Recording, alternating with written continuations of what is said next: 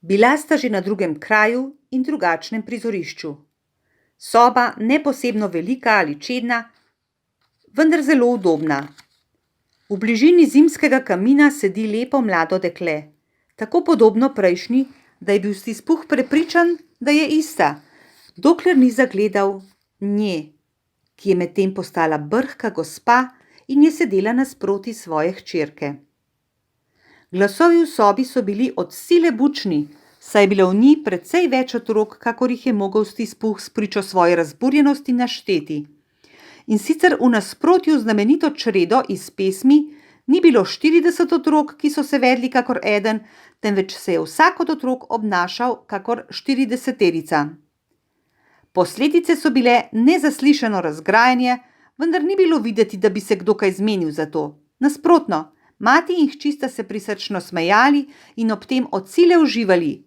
Ko pa se je hči kaj kmalu začela vmešavati v njihove igre, so jo mladi razbojniki prav neusmiljeno ropali. Kaj vse bi bil pripravljen dati za to, da bi bil lahko eden od njih? Ampak nikoli nisem mogel biti tako surov, ne, nikoli za vse zaklade tega sveta in ne bi mogel skriviti niti lasu v spletenih kitkah ali jo potegovati zanje. In če pomislim na njen prelepi čeveljček, za vse nič ji ga ne bi sezul. Bog mi je priča, tudi če bi mi šlo za življenje. In glede tega, kako so jo za šalo objemali čez pasti predrzni mladi tički, lahko rečem, da bi jaz tega ne mogel storiti. Bal bi se, da bi mi za kazen zrasla roka tako okoli nje, da ji ne bi mogel nikoli več poravnati. In vendar moram priznati, kako srčno sem si želel, da bi se smel dotakniti njenih ustnic, da bi jo smel kaj vprašati, samo da bi jih morala odpreti. Kako rad sem gledal povešene trepalnice njenih oči, ne da bi jo s čim spravil zadrego, da bi količko izrdela. Kako rad bi ji razpletal lase, saj mi je vsak konček njih pomenil neprecenljivo drag spomin.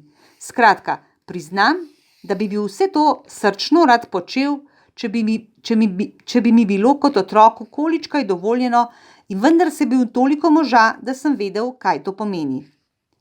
Takrat pa se je oglasilo trkanje na vrata in v trenutku so se vsi tako divje zapodili, da je tudi njo z nasmejanim obrazom in izropanimi oblačili potegnilo na sredo razžarjene in razposajene skupine, in sicer ravno še v pravem trenutku, da je lahko pozdravila očeta, ko je prišel domov v spremstvu moškega, obloženega z božičnimi igračami in darovi.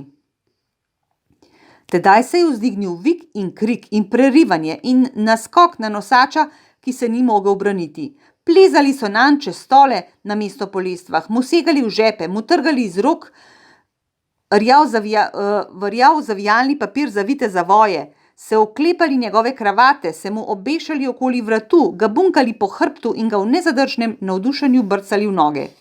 Kakšni vriski začudenja in veselja so pospremili odvijanje vsakega zavitka.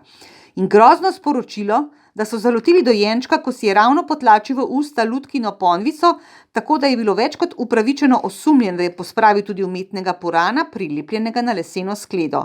Kakšno neznansko olajšanje, ko so ugotovili, da je bil preplah odveč. Kakšno veselje in hvaležnost in prava zamaknjenost. Vse troje enako nepopisno.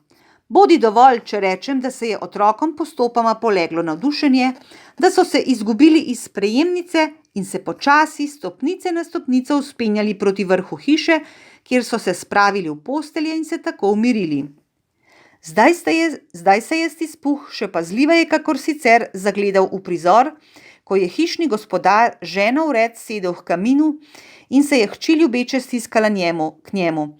In ko je pomislil, da bi tudi njega ravno takole drugo bitje, ravno tako očarljivo in na vso moč obetajoče lahko klicalo oče in bi mu pomenilo pomlad v neljubi življenjski zimi, so se mu oči resnično hudo skalile. Bel, je rekel mož in se z nasmeškom obrnil k ženi. Danes popoldne sem srečal tvojega starega prijatelja. Koga pa? Ugani. Kako bi mogla?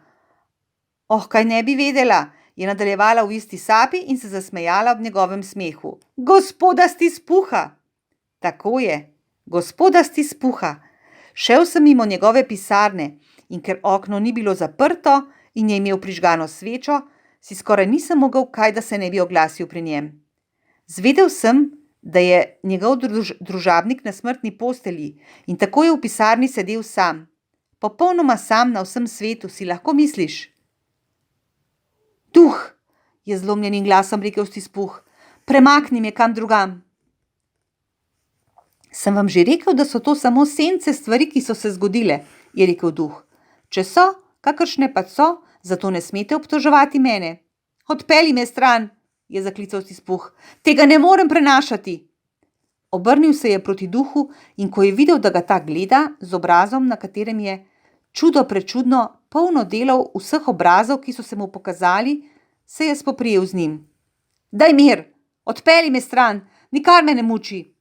V spoprijemu, če je temu mogoče tako reči, duh ni z nikakršnim vidnim odporom oviral nasprotnika. In Stispuh je opazil, da njegova luč gori visoko in svetlo.